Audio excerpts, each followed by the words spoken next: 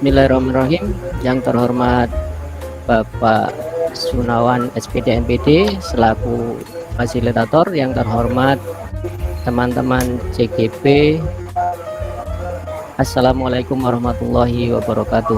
Waalaikumsalam warahmatullahi wabarakatuh. Syukur alhamdulillah kita panjatkan kehadirat Allah Subhanahu wa taala karena kita masih dianugerahi kesehatan sehingga kita dapat berjumpa kembali dalam kegiatan presentasi. Sebelumnya saya akan membacakan susunan acara presentasi pada malam hari ini. Yang pertama adalah pembukaan, kemudian presentasi.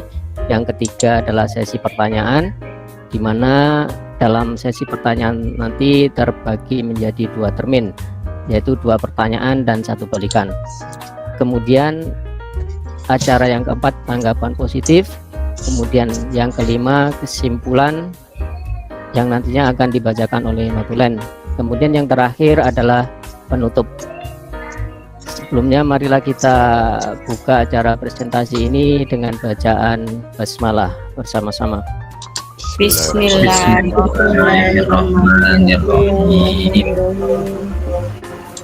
Acara berikutnya yaitu presentasi, tapi sebelumnya saya perkenalkan dulu untuk kelompok kami, yaitu presentasi pemetaan kekuatan pendidikan guru penggerak angkatan 3, di mana kelompok 1 terdiri dari 5 anggota. Yang pertama Bu Tutik Fatmaigati selaku Notulen, kemudian Bapak Kutsi sebagai pemberi tanggapan, kemudian Ibu Ratna Indayani sebagai pemberi pertanyaan, kemudian Bapak Nanang Budi Raharjo selaku pembicara, yang kelima Ibu Indah Maharani sebagai penanya, dan saya sendiri Muhammad Nur Jam'i sebagai moderator. Baik Bapak Ibu, kita lanjutkan pada acara yang kedua, yaitu presentasi yang akan dilaksanakan atau dilakukan oleh Bapak Nanang Budi Raharjo. Kepada beliau kami persilakan. Terima kasih atas waktunya. Bismillahirrahmanirrahim. Assalamualaikum warahmatullahi wabarakatuh. Waalaikumsalam.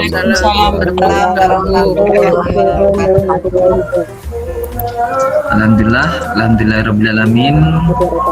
Sahabat-sahabat teman CGP dan Bapak Sunawan juga yang saya hormati, mohon maaf sebelumnya saya tidak bisa menghidupkan kamera. Nah, sebentar saya izinkan saya untuk share screen hasil kelompok yang telah kami diskusikan tadi malam. Sudah. Oke. Bismillahirrahmanirrahim. Alhamdulillah, ini merupakan hasil diskusi kami tadi malam yang sangat luar biasa, sampai istilahnya sampai kalau tidak dihentikan itu waktunya nanti sampai malam. Ya, ini ada beberapa diskusi yang telah kami bahas dan telah kami catat di sini tentang pemetaan kekuatan. Di sini ada beberapa pemetaan kekuatan yang dimiliki oleh JGP, yang dimiliki oleh kelompok kami, terutama yang pertama yaitu kekuatan yang dimiliki dari dalam diri. Tentunya setiap CGP dari kelompok 1 ataupun kelompok 2 itu pasti mempunyai motivasi untuk selalu berubah menjadi lebih baik. Itu pun kami miliki di kelompok 1, terutama saya pribadi, karena apa? Dengan adanya motivasi itu kita terpacu untuk bisa berubah. Contohnya di sini kita mengikuti CGP ini, Tahun Guru Penggerak ini, itu karena motivasi yang ingin berubah menjadi lebih baik dan memajukan pendidikan itu sendiri. Itu merupakan kekuatan yang paling utama dari kelompok kami. Yang kedua, pantang menyerah meskipun ada kendala, tetap kita mencari solusi yang terbaik. Yang kedua, bisa bekerja sama dalam bekerja sesama tim dengan teman sejawat, dengan teman guru, bekerja sama dengan kepala sekolah bekerja sama dengan atasan, bekerja sama dengan juga wali murid dan komite sekolah. Yang selanjutnya yaitu menyukai hal-hal baru yang positif. Nah, yang selanjutnya kreatif, inovatif dan mandiri. Tentunya teman-teman guru di sini di kelompok kami itu sangat luar biasa. Banyak sekali ide-ide kreatif yang muncul. Salah satunya dalam membuat PPT itu saya sangat mengapresiasi sekali, sangat luar biasa sekali, dan juga berpihak pada murid. Kekuatan yang selanjutnya yaitu kekuatan dari luar, di mana di sini ada aset utama yang dimiliki, terutama di kelompok kami. Itu yang pertama, kekuatan aset utama yaitu dari guru. Nah, di sekolah kami di kelompok 1 itu alhamdulillah seluruh gurunya sudah berpendidikan minimal sudah S1 dan sudah S1 linear, pendidikan profesi guru. Nah, yang ketiga yaitu paham tentang IT. Nah, tentunya di sini memang menjadi kekuatan dalam dunia saat ini, paham IT. Kalau zaman dahulu kita hanya dituntut untuk pinter, SQ, EQ, dan EQ. Tapi kalau sekarang ada tambahan yaitu tentang teknologi juga. Nah, kalau kita tidak paham tentang teknologi, guru tidak paham tentang teknologi, pasti tentunya jauh ketinggalan dari murid-muridnya. Nah, yang selanjutnya yaitu jumlah guru memenuhi standar pelayanan minimal. Tuh. Dan selanjutnya dari guru juga ada guru juga ada murid. Dari murid sini sudah memenuhi rombel. Sebagian besar siswa memiliki IQ di atas rata-rata dan berasal dari keluarga dengan kelas ekonomi menengah ke atas. Salah satu contohnya itu yang berada di sekolah SD Muhammadiyah, SMK Muhammadiyah, itu sudah kelas ekonomi menengah ke atas, memiliki kesadaran pentingnya pendidikan, memiliki semangat belajar untuk kemajuan masa depan. Aset-aset penunjang.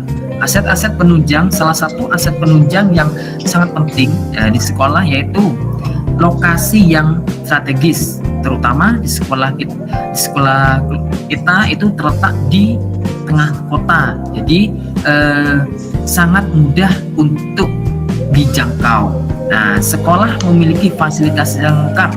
Jadi sekolah kita itu sudah memiliki beberapa fasilitas-fasilitas yang diperlukan untuk pendidikan. Salah satunya itu ruang kelas sudah memadai sesuai dengan jumlah siswa. Sudah ada lab komputer, lab IPA, ruang multimedia, perpustakaan, halaman yang luas. Setiap kelas memiliki proyektor, ada pojok baca yang cukup, dan setiap kelas itu ada AC-nya juga. Kapasitas WiFi yang besar. Jadi kemarin dengan Bapak siapa ya, Firdaus, itu sudah disampaikan kemarin ketika bimbingan itu disampaikan di salah satu kelompok kami di sekolah. Kelompok kami itu ada setiap kelas itu ada fasilitas WiFi 20 Mbps kalau nggak salah. Nah, itu setiap kelas, bukan beberapa kelas, tapi cuma satu kelas itu sudah 20 Mbps. Nah, subhanallah, itu sangat luar biasa sekali dan sangat menunjang sekali. Selanjutnya yaitu UKS yang sangat lengkap, musola yang luas. Nah, ini salah satu hal yang penting juga, musola yang luas. Terutama salah satu contohnya di Stalwistat itu ada, kita punya masjid, ini sekali promosi, punya masjid yang dengan 3 lantai yang kapasitasnya dengan jumlah murid 500 itu bisa muat dan bisa memenuhi masjid itu, yang bersih, toilet yang selalu bersih dan memenuhi rasio dengan jumlah siswa, lapangan parkir, fasilitas olahraga, program ekstrakurikuler yang lengkap. Ada kemarin disampaikan ada silat juga, ada UKS, ada Paskibra dari di sekolah teman-teman juga. Dan di sini ada aset finansial. Nah, ini sangat membantu sekali karena dengan adanya aset finansial segala program yang dicanangkan oleh kepala sekolah dan stakeholder yang ada itu pasti berjalan dengan lancar. Aset finansial itu banyak sekali berasal dari dana BOS, ada dari dana paguyuban, mungkin dari kalau misalkan negeri mungkin ini sedikit mungkin tidak ada ya, dan ada donatur juga, ada mungkin ini di swasta itu ada beberapa donatur yang memang konsen di dunia pendidikan. Nah, peranannya apa? Untuk memandanai program-program yang disusun oleh sekolah. Selanjutnya yaitu aset sosial, di mana aset sosial itu terdiri dari komite sekolah yang dengan adanya komite itu dapat memberikan masukan dan dukungan terhadap program-program sekolah sebagai jembatan komunikasi antar sekolah dan orang tua. Ini tentunya di SD, terutama saya di SD itu sangat terbantu dengan adanya komite. Jadi sekolah ketika ada program itu bisa mengajak kerjasama komite untuk mengkomunikasikan dengan wali murid yang lain sebagai jembatan. Selanjutnya yaitu orang tua itu sangat mendukung sekali program sekolah, menyiapkan sumber dana. Nah, dengan mungkin kalau di swasta bisa membayar uang infak, di SMK Muhammadiyah itu ada uang infak, ya, menyiapkan sumber dananya. Komunitas belajar di sini, di setiap sekolah kelompok kami itu ada yang namanya komunitas belajar. Gunanya apa? Untuk meningkatkan kompetensi setiap guru, meningkatkan kolaborasi guru untuk merancang pembelajaran yang lebih baik. Selanjutnya aset sosialnya itu aset budaya dan agama, di mana ya, sebagai mitra sumber pembelajaran, misalnya dalam kegiatan pengembangan budaya kita bisa bekerja sama dengan sanggar-sanggar yang ada di lingkungan. Misalkan sekolah mendatangkan guru gamelan, itu bisa dalam kegiatan yaitu aset budaya. Misalkan dari agama, misalkan ketika peringatan PHBI, peringatan Hari Besar Agama, kita bisa bekerja sama dengan tokoh-tokoh agama, misalkan dari pesantren mana, kita bisa mendatangkan, meminta bantuan untuk mengisi kegiatan-kegiatan yang diselenggarakan oleh sekolah. Selanjutnya yaitu pemangku kepentingan atau stakeholder. Nah, peranannya ini sangat penting sekali. Salah satunya itu memberikan masukan dan persetujuan mengenai program-program yang dilakukan oleh sekolah. Saya pribadi itu sangat merasakan sekali. Ini salah satu dari dukungan dari pemangku kepentingan seperti pengawas. Alhamdulillah dulu ketika kami masih istilahnya mau menempuh lanjutan dari guru-guru yang masih belum linear itu sangat difasilitasi. Kebetulan waktu itu pengawasnya yang sekarang menjadi Kabid Bu Endang itu sangat memfasilitasi guru-guru yang ada di Sumbersari untuk melanjutkan S1 PGSD-nya. Alhamdulillah itu sangat luar biasa sekali perjuangan di pengawas-pengawas. Salah satunya itu yang dulu saya alami dari Bu Endang sendiri. Mungkin itu paparan dari kami, kurang lebihnya mohon maaf. Wassalamualaikum warahmatullahi wabarakatuh. Saya kembalikan lagi kepada moderator. Terima kasih. Assalamualaikum warahmatullahi wabarakatuh. Waalaikumsalam warahmatullahi wabarakatuh. Sampaikan terima kasih kepada Bapak Nanang yang telah memberikan paparan dari kelompok 1. Kemudian acara berikutnya yaitu pertanyaan yang akan dipersilakan kepada kelompok 2. Silakan kelompok 2 untuk memberikan pertanyaan. Silakan Bapak Endi yang sudah raise hand. Assalamualaikum warahmatullahi wabarakatuh. Waalaikumsalam warahmatullahi wabarakatuh. Waalaikumsalam warahmatullahi wabarakatuh. Jelas ya, suara jelas.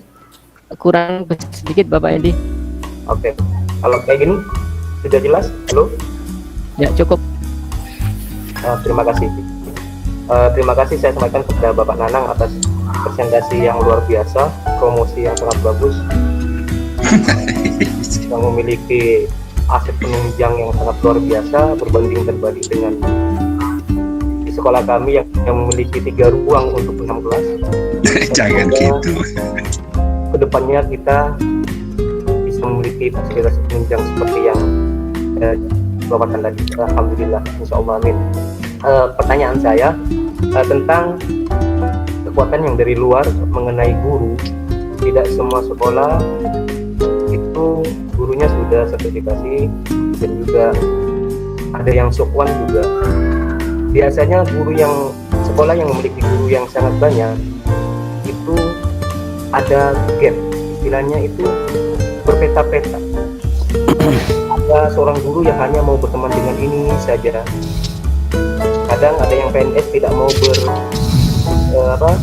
berinteraksi dengan yang sekuan, itu ada juga sekolah yang seperti itu. Sedangkan untuk menerapkan inquiry apresiatif ini merupakan manajemen perubahan yang kolaboratif. Dibutuhkan kolaboratif yang sangat tinggi, kerjasama yang sangat bagus antar tim di sekolah itu. Nah, yang saya tanyakan, bagaimana cara kita menyikapi gap ini, maksudnya yang tidak berbaur ini antara guru yang PNS dengan sekuan, ini harus segera kita pecahkan agar semuanya bisa berkolaborasi, berjalan untuk menerapkan inquiry apresiatif dalam rangka mencapai visi yang diinginkan. Terima kasih. Baik, terima kasih Bapak Endi atas pertanyaannya. Yang bisa saya ulang mungkin demikian, bagaimana cara menyikapi gap antar guru di dalam sekolah. Ya. Bisa dilanjutkan ke penanya berikutnya. Ya, silakan Ibu Agustina.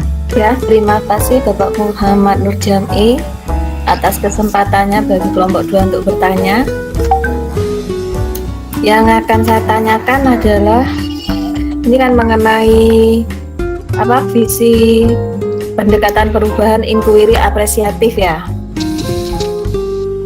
Tolong berikan contoh konkret reformasi budaya di sekolah Bapak Ibu dan sebutkan usaha apa saja yang Bapak Ibu lakukan untuk mencapai visi tersebut. Baik, terima kasih Ibu Agustina atas pertanyaannya. Mungkin bisa saya ulang. Contoh reformasi budaya yang sudah diimplementasikan pada sekolah kami dan usaha untuk mencapai visi tersebut bagaimana? Seperti itu, ya? Ya betul Bapak Muhammad Nur Jam'i.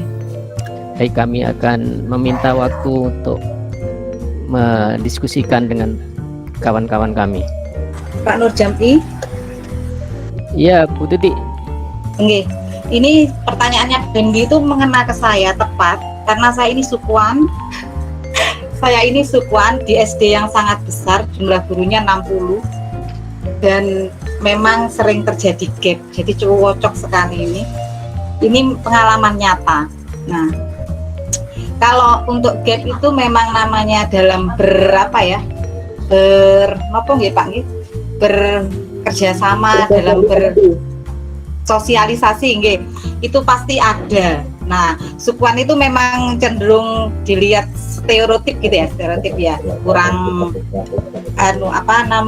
kurang kompeten sepertinya seperti itu. Tetapi saya menanggapi, saya ini sudah 14 tahun menjadi sukuan, profesional sekali dalam hal persukuanan.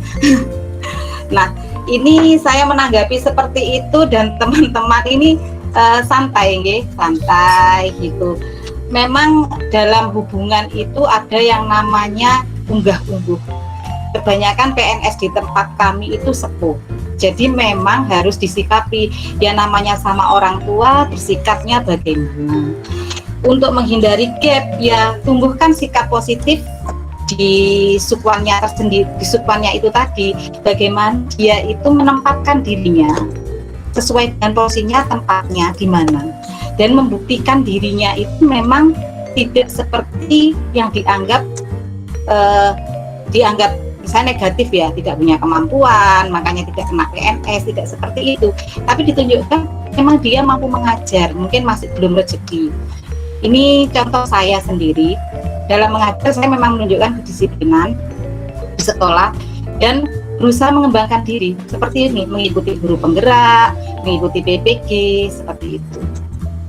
Begitu. Jadi akhirnya guru-guru yang lain itu timbul apresiatif kemudian ya tidak ada gap lah, malah meminta bantuan seperti itu ya. Pernah saya ceritakan kan, guru-guru sepuh itu malah minta bantuan ke saya, bagaimana caranya ini gitu.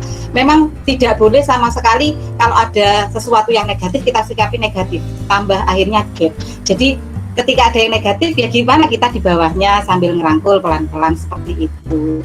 Itu saya rasa seperti itu. Juga kalau ada teman-teman yang sukuannya yang terasa mungkin ada tersinggung ya, kita kayak gini ceritanya, saya ini cuma sukuan apalah, ya kita jangan tambah iyalah jangan sampai seperti itu ya, tambah ya enggak toh, ayo kita sama-sama, itu kan namanya mereka juga memberi pembelajaran, mari kita hargai, kita juga belajar dari mereka, minimal belajar cara pengalaman hidup dari mereka itu semua kan ada positifnya.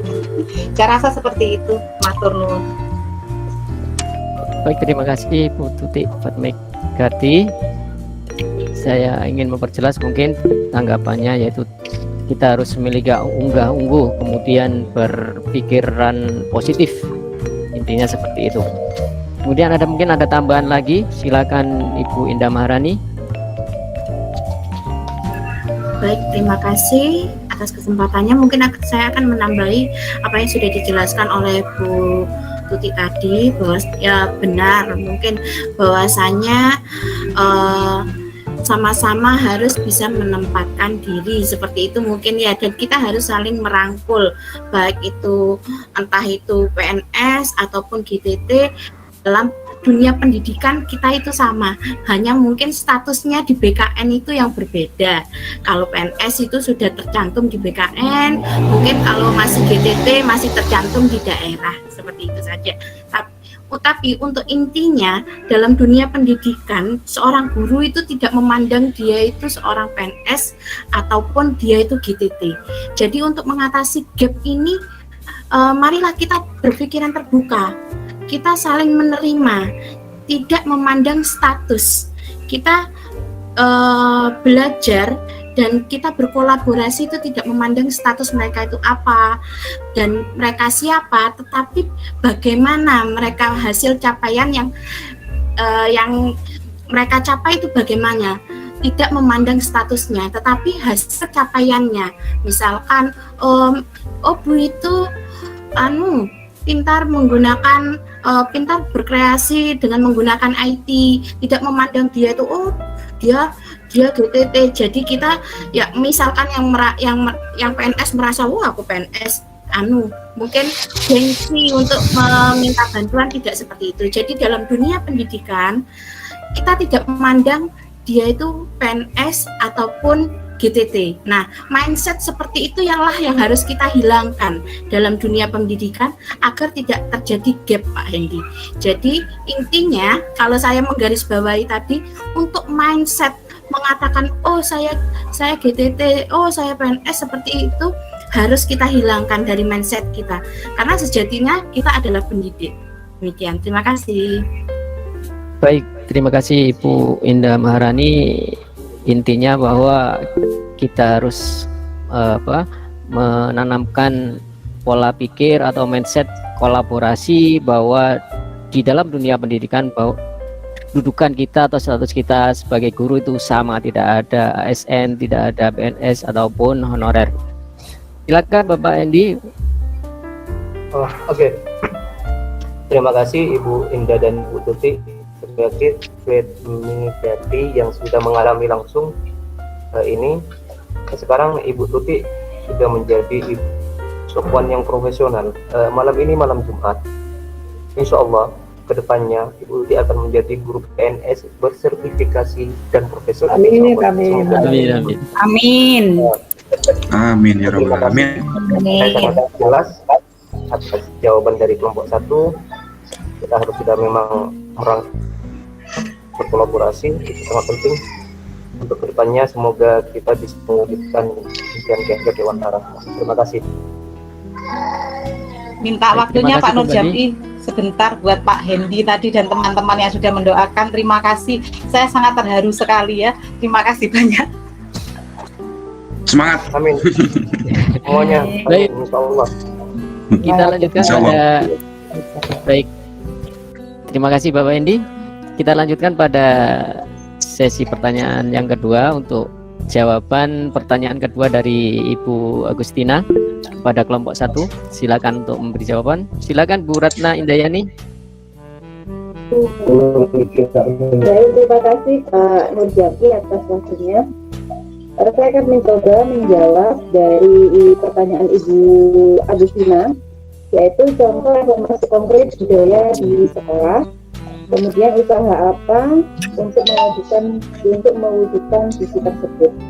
Nah, dari pertanyaan ini yang saya tangkap ini ya, contoh konkret ini yang sudah diterapkan di sekolah saya terutama untuk budaya sendiri. Budaya kalau penerapannya ke siswa itu di sekolah kami diadakan yang namanya Pandalungan Day, di mana itu biasanya setiap hari Kamis, di mana setiap hari Kamis itu anak-anak memakai baju batik Jember, kemudian pakai ublang. Jadi pakai ublang yang motifnya juga bakau ya, tembakau. Nah, ublang ini dibuat sendiri oleh anak-anak pada saat pembelajaran mata pelajaran prakarya. Jadi itu hasilnya sendiri, dipakai sendiri gitu. Nah, kemudian di Pandalungan Days ini satu hari itu bebas gadget, kecuali memang ada pembelajaran yang memerlukan gadget. Kemudian anak-anak itu ketika jam istirahat itu dibiasakan untuk memainkan permainan tradisional, gobak sodor, kemudian bekel, telepon, lompat tali, dan itu pun bermain dengan gurunya. Nah, itu sudah berjalan bertahun-tahun. Kemudian pada hari itu juga, kalau biasanya kita ada English Day, nah kalau pada Pandalungan Day itu full pakai bahasa Jawa dan Madura. Jadi guru IPA seperti saya ngajarnya juga pakai Jawa, kebetulan saya bukan Madura. Jadi ngomongnya pakai bahasa Jawa, kemudian anak-anak juga meresponnya juga pakai bahasa Jawa. Mungkin itu contoh konkret budaya yang ada di sekolah saya. Mungkin nanti teman-teman yang lain bisa menambahkan. Kemudian usaha apa yang dilakukan untuk mewujudkan visi tersebut, yaitu tadi, jadi pengenalan permainan tradisional dan pengenalan budaya asli dari Jember. Dan kebetulan untuk mewujudkan visi tersebut di sekolah kami juga anak-anak itu difasilitasi dengan ekstrakurikuler musik patrol. Jadi alat musiknya lengkap, personilnya ada, dan pelatihnya pun ada. Nah, demikian mungkin bisa ditambahkan dari teman-teman yang lain. Baik, terima kasih Bu Ratna atas tanggapan dari pertanyaan dari Bu Agustina, yaitu implementasi yang sudah dilakukan diantaranya adalah membiasakan diri untuk melakukan semacam pelestarian budaya Pandalungan dan musik patrol. Mungkin ada tambahan lagi dari kelompok 1.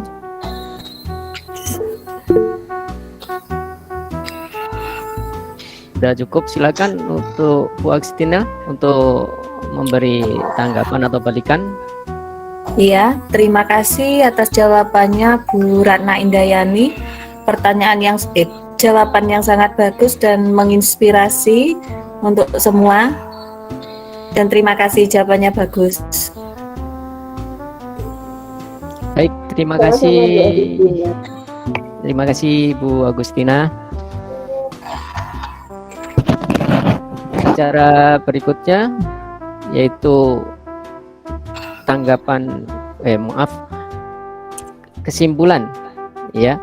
kesimpulan yang akan disampaikan oleh Notulen. Terima kasih waktunya Pak Nurjaki. Nah, kesimpulan hari ini adalah pemetaan kekuatan itu bisa diambil dari dua sisi. Yang pertama dari dalam diri CGP sendiri, dan ada juga yang dari luar. Yang dari luar yaitu berupa aset utama, aset penunjang, aset finansial, serta aset sosial. Selain itu, yang kedua adalah untuk mengurangi gap antara GTT dan PNS di suatu sekolah yang jumlah gurunya besar, yang harus dilakukan adalah saling menghargai, bersikap terbuka, dan saling berkolaborasi. Karena sejatinya kita adalah pendidik. Berikutnya adalah contoh konkret dari reformasi budaya, yaitu memberikan waktu untuk siswa di sekolah dalam berkreativitas dan mengenalkan budaya serta bebas gadget. Demikian kesimpulan yang dapat saya sampaikan. Terima kasih. Terima kasih Ibu Tuti Fatmegati. Demikian tadi kesimpulannya. Kemudian acara berikutnya yaitu tanggapan positif dari kelompok 2. Monggo dipersilakan. Terima kasih pemaparan yang sangat luar biasa dari kelompok 1. Dari pemaparan tersebut kita semakin banyak, jadi semakin banyak informasi, semakin banyak pengetahuan yang menjadikan kita menjadikan referensi buat kita. Jadi karena adanya geografis yang berbeda di masing-masing sekolah, jadi pada ruang ini kita bisa melakukan semacam tambal sulam kelemahan atau kita bisa menggali lebih apa hal baik yang sudah kita lakukan di sekolah kita masing-masing. Sangat luar biasa sekali pada kelompok 1 yang sudah memberikan pemaparan yang sangat jelas, dan mari kita bergerak terus dan tetap semangat untuk pendidikan Indonesia. Terima kasih. Baik, terima kasih Bapak Guntur atas tanggapannya. Kita memasuki pada puncak acara yaitu penutupan. Marilah kita tutup presentasi pada malam hari ini dengan bacaan hamdalah bersama-sama. Alhamdulillah. Saya selaku moderator mohon maaf jika ada kesalahan pada kelompok kami, kelompok 1. Saya akhiri. Assalamualaikum warahmatullahi wabarakatuh. Waalaikumsalam warahmatullahi wabarakatuh. Kasih aplaus ya untuk kelompok 1 ya. Oke, luar biasa tampilan yang disampaikan oleh kelompok 1, yaitu telah menggali kekuatan-kekuatan yang khususnya dari dalam diri maupun luar diri, dan termasuk aset-aset di luar diri, dan termasuk di apa tadi sudah ditampilkan dari sisi-sisi yang lain itu. Baik, terima kasih kepada dua kelompok yang sudah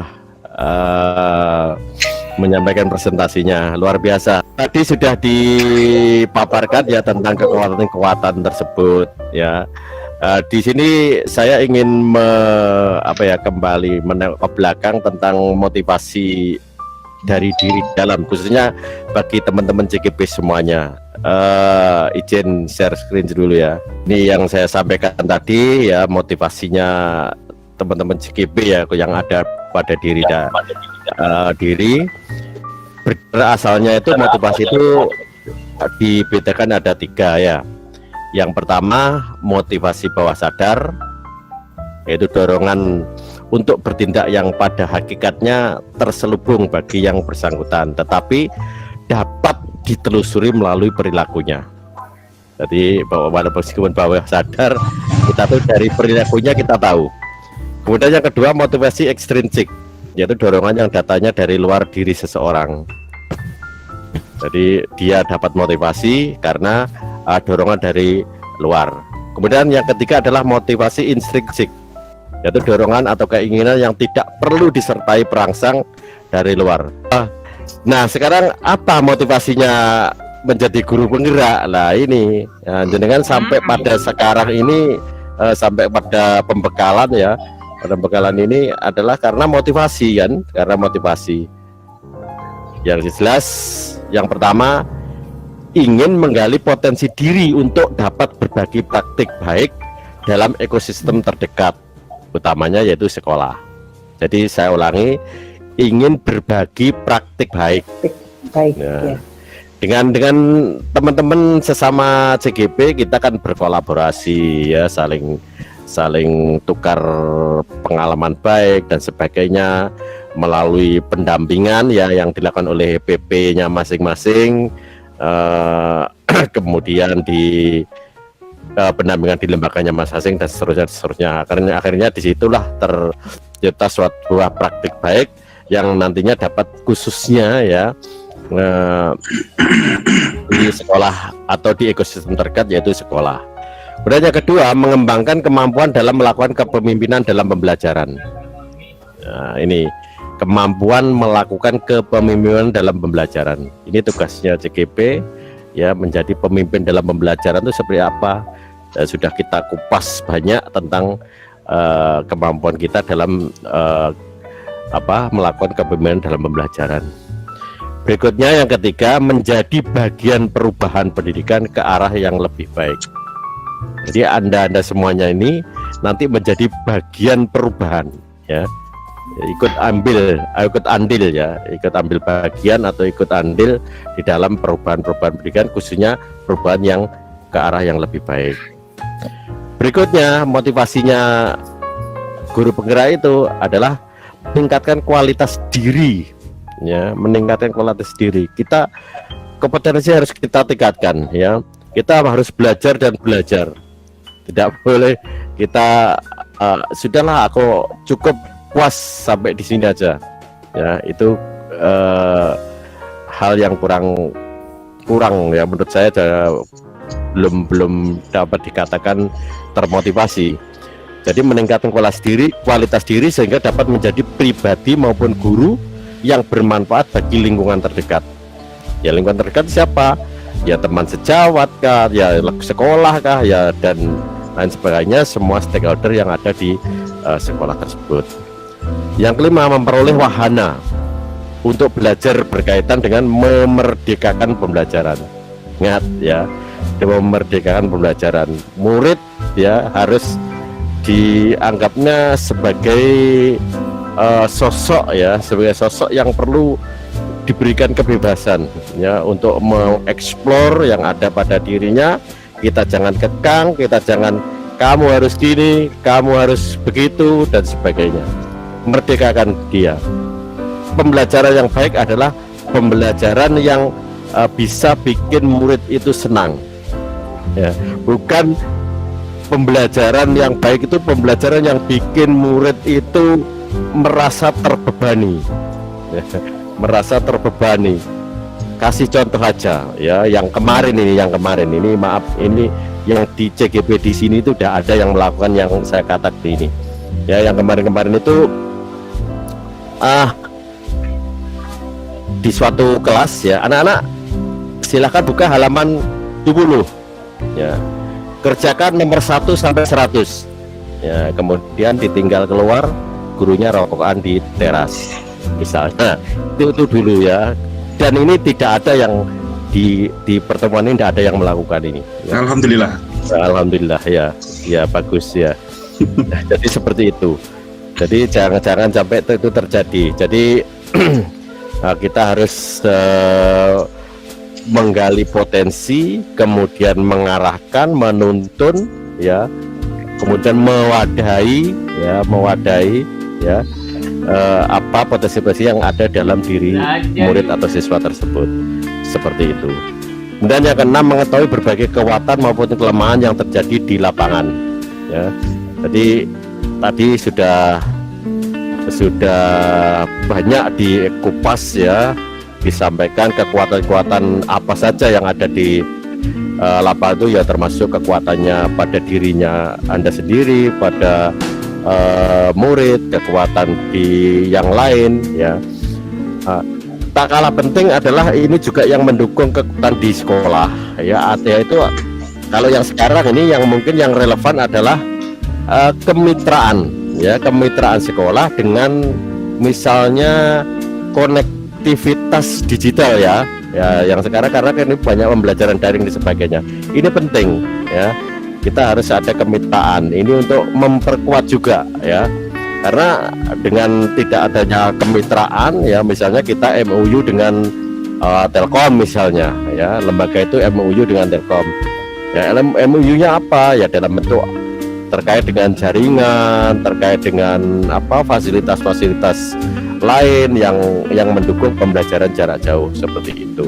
Nah, ini juga menurut saya juga penting juga kemitraan ya. Tadi belum ada yang menyebut kekuatan dari luar itu, kemitraan itu belum ada yang menyebut tadi. Nah, ini penting juga menurut saya.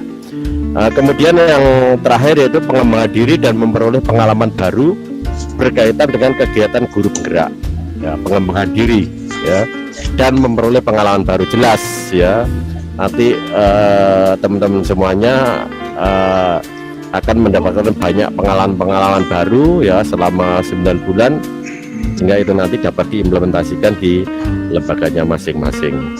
Itu saya kira yang poin-poin pokok yang ada pada diri CGP, motivasinya ya, kekuatannya dan sebagainya. Jadi motivasi inilah yang membuat kekuatan CGP untuk melakukan perubahan ya, kemudian mencapai suatu tujuan, yaitu mencetak atau menciptakan seorang profil pelajar Pancasila seperti itu. Mari kita tutup pertemuan ini dengan bacaan hamdalah bersama-sama.